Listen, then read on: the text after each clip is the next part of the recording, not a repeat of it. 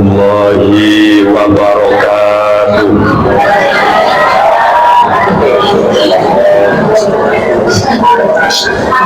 Alhamdulillahil malikil ma'bud, wassalatu wassalamu ala sayyidil wujud, sayyidina wa maulana Muhammadinil ahmadil as'adil mahmud, sallallahu alaihi wa ala alihi wa sahabatihi ahlil karami wal julud. Amma ba'du. Ma'asyiral muslimin wal muslimat wa zumratal mu'minin wal mu'minat rahimakumullah. Seraya memanjatkan puji syukur kehadirat Allah, Tuhan yang maha pengasih, yang tidak pernah pilih kasih, Tuhan yang maha penyayang, yang sayangnya tiada terbilang. Alhamdulillah wa syukurulillah ala ni'matillah.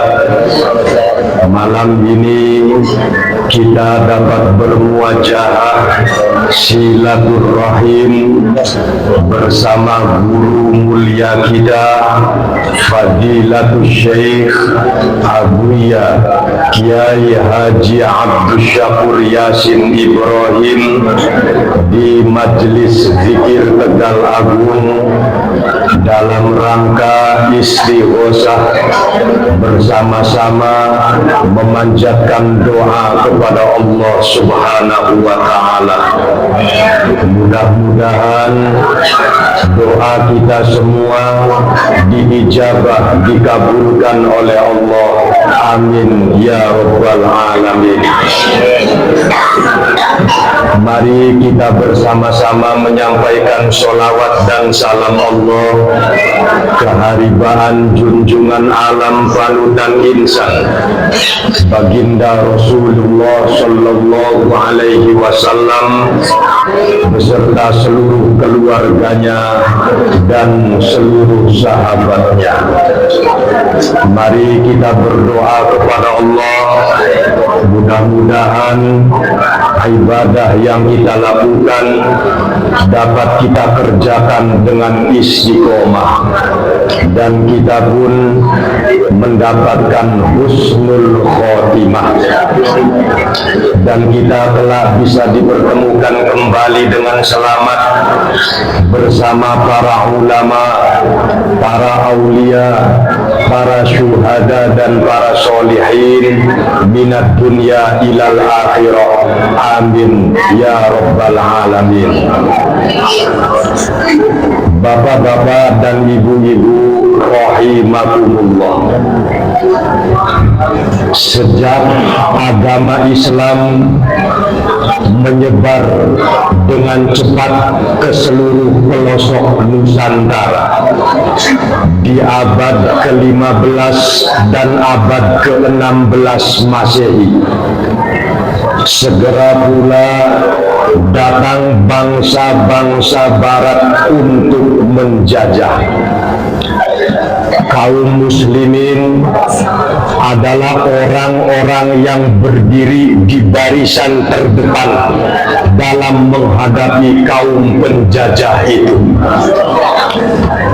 Maka tidak mengherankan apabila kita melihat ruangan-ruangan kantor di negeri kita dihiasi dengan gambar para pahlawan yang kebanyakan dari mereka adalah para ulama dan sultan. Pada zaman modern sekarang, para ahli dengan sepakat mengatakan dengan sebenar-benarnya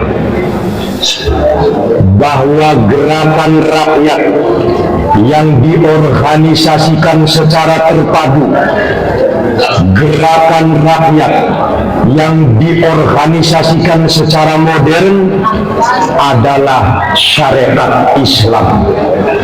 Dulu namanya syariat dagang Islam, lalu diubah menjadi syariat Islam. Apa? Yaitu satu gerakan yang tumbuh dari kesadaran wirausahawan pribumi yang merasakan kekejaman, merasakan penindasan, kezaliman pemerintah kolonial Belanda. Syariat Islam adalah sumber utama bagi kebangkitan bangsa Indonesia.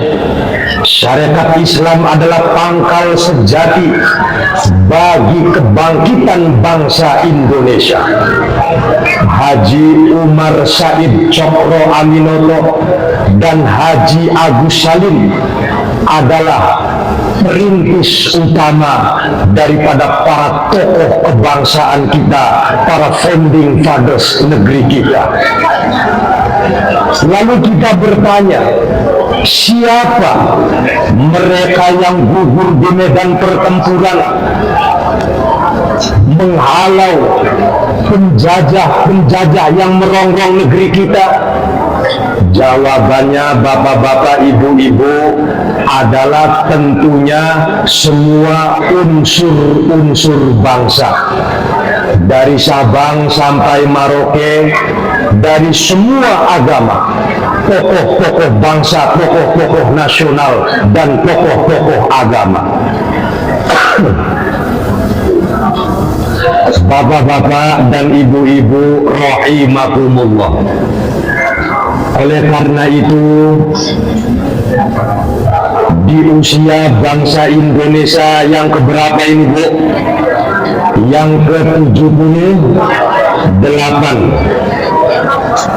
Melalui pengajian yang mulia ini, saya ingin menyampaikan bagi para pemuda yang lahir sesudah merdeka, para remaja, kita harus tahu bahwa kemerdekaan ini harganya sangat mahal. Ditebus dengan tetesan darah, ditebus dengan cucuran keringat dan derayan air mata. Jadi berdirinya Indonesia menjadi sebuah negara merdeka, negara yang berdaulat, yang diakui oleh seluruh negara-negara di dunia, ini adalah anugerah dari Allah Subhanahu wa Ta'ala dan merupakan kemukjizatan di zaman akhir. Anugerah Allah dan kemukjizatan di zaman akhir. Kenapa demikian? Ada dua argumentasi yang bisa saya sampaikan. Pertama, peran aktif Indonesia dalam politik luar negeri yang ikut serta berperan aktif dalam membebaskan negara-negara di dunia. Artinya self-determination, hak untuk menentukan nasib sendiri adalah merupakan hak mutlak setiap bangsa. Untuk itulah Presiden Soekarno bersama para pemimpin negara-negara yang lain seperti Presiden Gamal Abdul Nasser, Jawahirul Nehru mendirikan apa yang disebut dengan the New American Forces, yaitu kekuatan negara-negara yang baru berkembang. Ini sungguh sangat mengguncang dunia. Jadi bapak-bapak dan ibu-ibu sekalian, termaktub di dalam Undang-Undang Dasar negara kita bahwa hak untuk menentukan nasib sendiri adalah merupakan hak mutlak setiap bangsa. Artinya setiap bangsa, setiap individu, bahkan setiap individu ini dilahirkan dalam keadaan merdeka. Dalam keadaan apa, Bu? Dalam keadaan merdeka.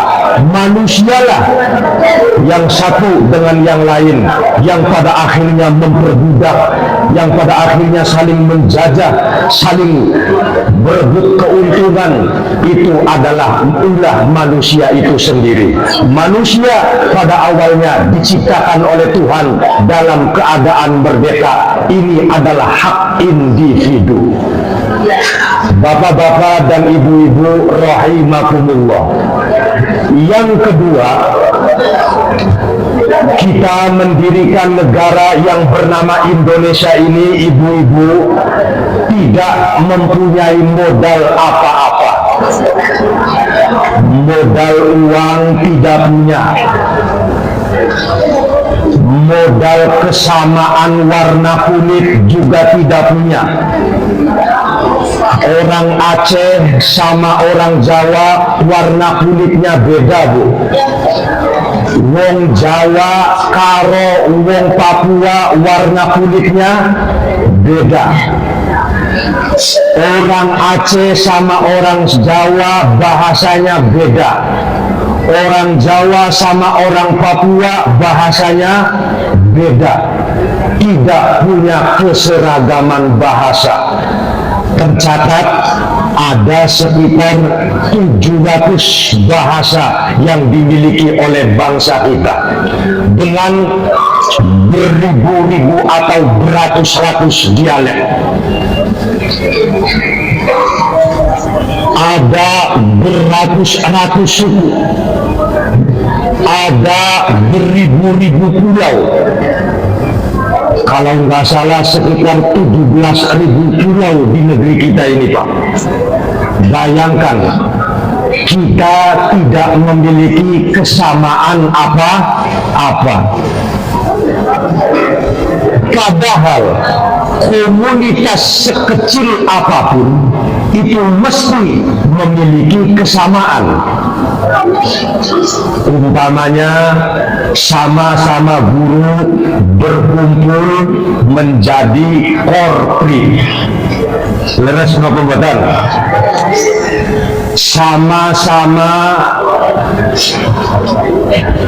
buruh berkumpul menjadi perserikatan buruh. Sama-sama ustadz, sama-sama kiai berkumpul menjadi majelis ulama.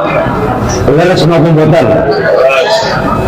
Sampai tekaning manut, bakal manut darah kumpulnya karo manut darah, manut blekok kumpulnya karo manut at-tuyuru ala ashkaliha taqwa. Jare wong Arabe, burung-burung berkumpul dengan sejenisnya. Tidak mungkin manuk cici, burung manuk cici ke, Bu, sing manuknya sejempol sikil kumpulnya karo manuk blekok. Tidak mungkin. Bakal manuk cici kumpulnya karo manuk cici. Jadi artinya bisanya berkumpul menjadi satu karena memiliki kesamaan. Lah kita tidak punya kesamaan apa-apa. Warna kulit kita tidak sama, bahasa kita tidak sama, pulau kita juga tidak sama, agama tidak sama. Banyak agama di Indonesia, ada agama Islam, agama Kristen, Protestan, Katolik, Hindu, Buddha, kepercayaan, dan lain sebagainya. Semuanya hidup di Indonesia. Apalagi di Indramayu, bapak-bapak sekalian.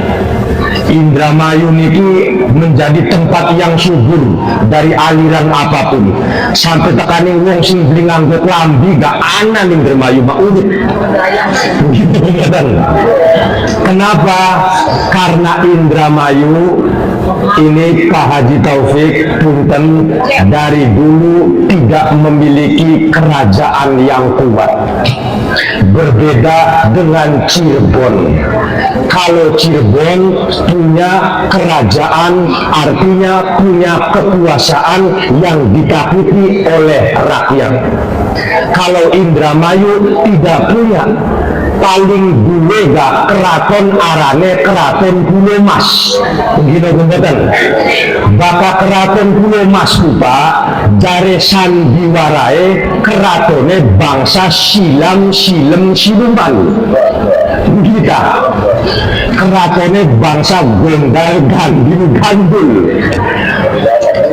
Mungkin kemudian padahal sampun kula protes ning sutradara sandiwara Chandra Kirana Pak Haji Taufik arane Bapak Engkos Kosim. Kula sampaikan Pak Kosim, apa benar lamona keraton Pulau Mas niki keratone bangsa siluman? Apa bener lamona Wiragora niki wujuden buta? Apa bener lamun Ki Geden Tepak niki wujuden buta? Iku Pak Bu jawab pinter. Dudu bener tak dudu beli bener jawabnya dari sutradara sandiwara itu. Ya Pak Ustad, lamun langka butane sandiwarane oleh birame. Jadi jawabnya pinter pula. Lamun langka butane sandiwaranya beli, jadi dudu urusan bener atau beli bener. Bapak-bapak dan ibu-ibu hadirin hadirat rahimakumullah, kita kembali jadi berdirinya Indonesia menjadi sebuah negara. Kita tidak memiliki kesamaan apa-apa, hanya satu yang menjadi kesamaan buat kita, apa? Disatukan melalui Pancasila.